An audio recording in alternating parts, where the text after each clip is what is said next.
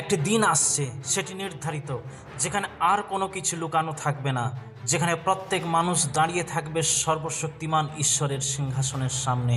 আর সেটাই হলো শেষ বিচার বা মহাবিচারের দিন। এই বিচার থেকে কেউ রেহাই পাবে না, সকলেই বিচারের সামনে দাঁড়াতে চলেছে। পবিত্র বাইবেল তার ইব্রিয় 9 অধ্যায় 27 পদ বলে, আর যেমন মানুষের নিমিত্ত একবার মৃত্যু, তৎপরে বিচার নিরূপিত আছে। 2 Corinthians 5 অধ্যায় 10 পদ বলে, কারণ আমাদের সকলকেই খ্রিস্টের বিচারাসনের সম্মুখে প্রত্যক্ষ হইতে হইবে, যেন সৎকর্ম হোক কি অসৎ কার্য হোক, প্রত্যেকজন আপনার কৃত কার্য অনুসারে দেহ দ্বারা উপার্জিত ফল পায়। প্রিয় বন্ধুরা, শেষ বিচার বা ফাইনাল জাজমেন্ট বাইবেলের একটি গুরুত্বপূর্ণ শিক্ষা। এটি ঈশ্বরের ন্যায় বিচারের চূড়ান্ত প্রকাশ, যেখানে প্রতিটি ব্যক্তি তার জীবনের কাজ অনুসারে বিচারিত হবে। প্রিয় বন্ধুরা, আজকের এই ভিডিওতে আমরা ফাইনাল জাজমেন্ট বা শেষ বিচার সম্পর্কে গুরুত্বপূর্ণ কিছু শিক্ষা অর্জন করতে চলেছি।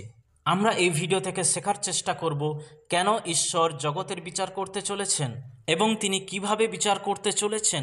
সেই সঙ্গে আমরা জানার চেষ্টা করব আমরা এই বিচারে কিভাবে নির্দোষ প্রমাণিত হতে পারি। কেন ঈশ্বর এই জগৎ সংসারের বিচার করতে চলেছেন? শেষ বিচার আমাদের মনে করিয়ে দেয় যে ঈশ্বর মঙ্গলময়, তিনি পবিত্র এবং তিনি মন্দকে সহ্য করতে পারেন না। 2 থেসলোনিকীয়তে পৌল লিখেছেন যে ঈশ্বর জগতের বিচার করেন কারণ তিনি ন্যায়পরায়ণ।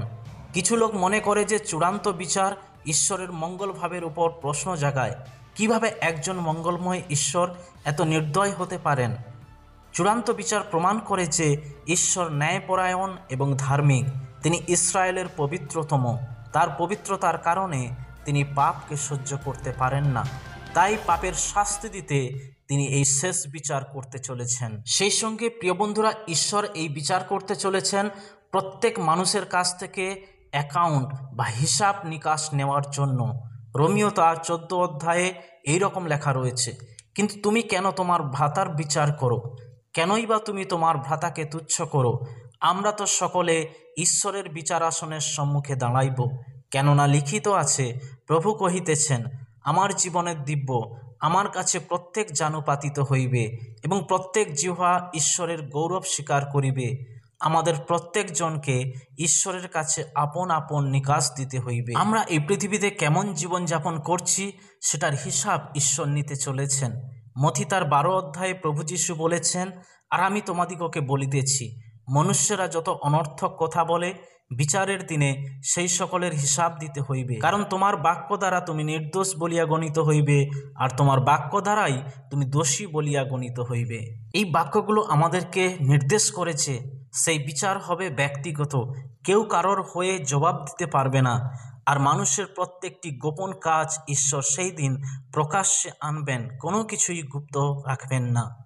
তাই সেন্ট অগাস্টিন বলেছেন, এই বিচার দিনটি এমন এক দিবস যেখানে ঈশ্বরের মহিমা, ন্যায় এবং করুণা প্রকাশিত হবে। পাপীদের জন্য এটি ভয়ানক দিন, কিন্তু ধার্মিকদের জন্য গৌরবময় আনন্দের দিন হতে চলেছে। আমরা যখন শেষ বিচারের দিনে ঈশ্বরের বিচার সিংহাসনের সামনে দাঁড়িয়ে থাকব, ঈশ্বর আমাদেরকে প্রশ্ন করতে চলেছেন, তুমি কি যীশু খ্রিস্টকে তোমার ত্রাণকর্তা হিসাবে গ্রহণ করেছ? তুমি কি আমার দেওয়া আজ্ঞা অনুযায়ী জীবনযাপন করেছ?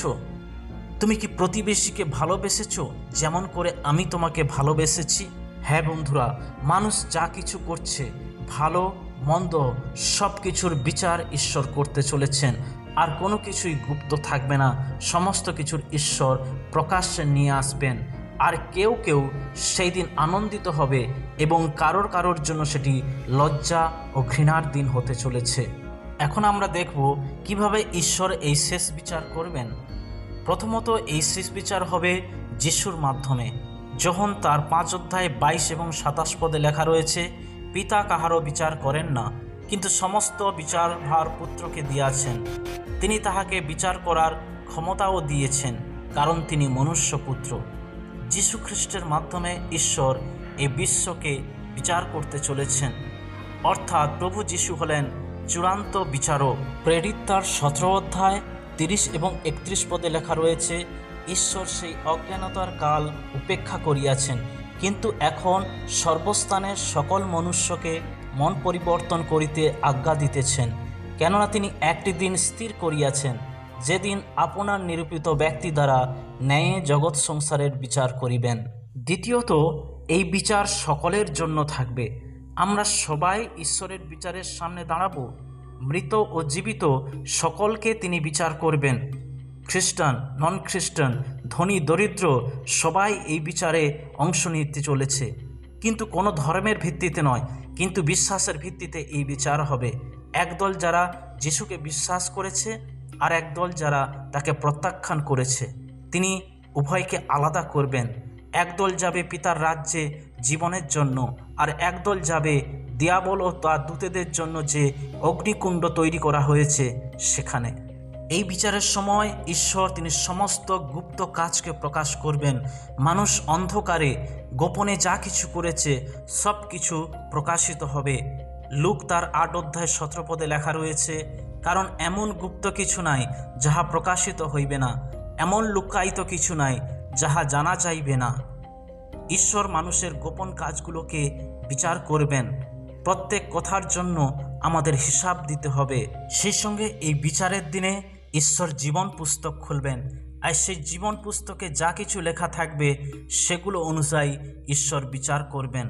প্রকাশিত বাক্য 20 অধ্যায়ে লেখা রয়েছে, আর আমি দেখিলাম ক্ষুদ্র ও মহান সমস্ত মৃতলোক সেই সিংহাসনের সম্মুখে দাঁড়াইয়া আছে। পরে কয়েকখানা পুস্তক খোলা গেল, এবং আর একখানি পুস্তক অর্থাৎ জীবন পুস্তক খোলা গেল, এবং মৃতেরা পুস্তকসমূহে লিখিত প্রমাণে আপন আপন কার্য অনুসারে বিচারিত হইল। আর জীবন পুস্তকে যে কাহারও নাম লিখিত পাওয়া গেল না, সে অগ্নিহ্রদে নিক্ষিপ্ত হইল। প্রিয় বন্ধুরা, জীবন পুস্তকে যাদের নাম লিখিত থাকবে তারা বিচারে নির্দোষ প্রমাণিত হবে। যাদের নাম লেখা থাকবে না তারা দণ্ড পাবে অনন্তকালের জন্য সেই নরকের অগ্নিকুণ্ডে। প্রসিদ্ধ সাহিত্যিক C.S. লুইস বলেছেন, শেষ বিচার মানে ঈশ্বর তার সৃষ্টির প্রতি চূড়ান্ত উত্তর দেবেন, হ্যাঁ অথবা নাতে। যারা ঈশ্বরকে সবসময় না বলেছে তাদের সেই না চিরকাল স্থায়ী হয়ে যাবে। এই বিচারের দিনে ঈশ্বর চিরন্তন ফলাফল প্রকাশিত করবেন, যে বিচার, যে রায় কখনো পরিবর্তন হবে না। সুসমাচার মথিতে প্রভু যীশু বলেছিলেন, সেই দিন অনেকে আমাকে বলিবে, হে প্রভু, হে প্রভু, আপনার নামেই আমরা কি ভাববাণী বলি নাই? আপনার নামেই কি ভূত ছাড়াই নাই? আপনার নামেই কি অনেক পরাক্রম কার্য করি নাই? তখন আমি তাহাদিগকে স্পষ্ট বলিব, আমি কখনো তোমাদিগকে জানি নাই। হে অধর্মচারীরা, আমার নিকট হইতে দূর হও। এই শেষ বিচার দিনে একদল যাবে চিরন্তন জীবন লাভ করতে, অন্য দল চিরন্তন শাস্তিতে। এই বিচারের ফলাফল চিরন্তন, তা কখনো পরিবর্তন হবে না। কিন্তু সুখবর তাদের জন্য যারা খ্রিস্টতে থাকবে। বাইবেল বলে, ফলত যাহারা খ্রিস্টতে আছে তাহারা ঈশ্বরের সেই বিচার, সেই দণ্ড থেকে রেহাই পেতে চলেছে। এখানে আমাদের মনে রাখতে হবে, খ্রিস্টতে থাকা এবং খ্রিস্টান হওয়া দুটোর মধ্যে অনেক পার্থক্য রয়েছে। খ্রিস্টতে থাকা হলো যারা খ্রিস্টের সঙ্গে জীবন কাটিয়েছে, তার বাক্য অনুযায়ী জীবনযাপন করেছে এবং যারা আজীবন খ্রিস্টের সাথে সংযুক্ত থেকেছে। অপরদিকে খ্রিস্টান শুধু নাম মাত্র নয়, কিন্তু যারা কর্মে এবং প্রভুর শিক্ষা অনুযায়ী চলেছে তারাই সেই বিচারের দিনে রেহাই পেতে পারবে। আপনি খ্রিস্টান হলেই যে রেহাই পাবেন, বিচার থেকে বাঁচতে পারবেন এমন নয়। কিন্তু যে কেউ স্বর্গস্থ পিতার ইচ্ছা পালন করেছে তারাই সেই দিন পরিত্রাণ পাবে, বিচারে নির্দোষ বলে প্রমাণিত হবে। প্রিয় বন্ধুরা, এই শেষ বিচার একটি ভয়ঙ্কর দিন হতে চলেছে, যেখানে কান্না আর থামবে না, যেখানে রোদন দন্তঘর্ষণ বন্ধ হবে না।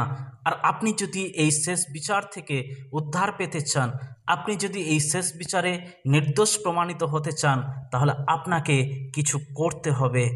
আর একজন বিশ্বাসী হিসাবে আমাদের কিছু করণীয় রয়েছে।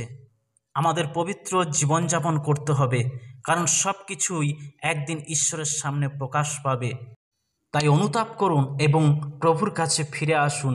তিনি আপনার পাপ ক্ষমা করবেন এবং আপনাকে পবিত্র আত্মায় পূর্ণ করে নতুন করে শুরু করতে সাহায্য করবেন। দ্বিতীয়ত, বিশ্বাসে দৃঢ় থাকুন। যীশুখ্রিস্টের মাধ্যমেই রয়েছে পরিত্রাণ, তাই বিশ্বাসে স্থির থাকুন। প্রভু যীশু বলেছেন, যে কেহ শেষ পর্যন্ত স্থির থাকবে সেই পরিত্রাণ পাবে। তাই খ্রিস্টতে থাকা আমাদের ভীষণ জরুরি। সেই সঙ্গে অন্যদের সতর্ক করুন যেন তারাও প্রস্তুত থাকে এই শেষ বিচারের জন্য।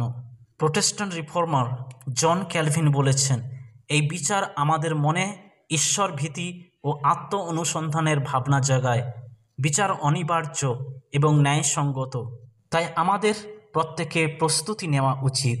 এখনও সময় আছে প্রিয় ভাই ও বোনেরা, এখনও দিন আছে, এখনও সুযোগ আছে। প্রভু যিশু ডাকছেন, এসো, ফিরে এসো, আমি তোমার পাপ সকল ক্ষমা করব। সেই সিংহাসনের সামনে আমরা সবাই দাঁড়াবো। প্রশ্ন একটাই হবে, তুমি কি যীশু খ্রিস্টকে তোমার উদ্ধারকর্তা রূপে গ্রহণ করেছ? আজ যদি আপনি আপনার হৃদয়ে এই কথাগুলো গ্রহণ করছেন, তবে নিজের হৃদয়কে কঠোর করবেন না।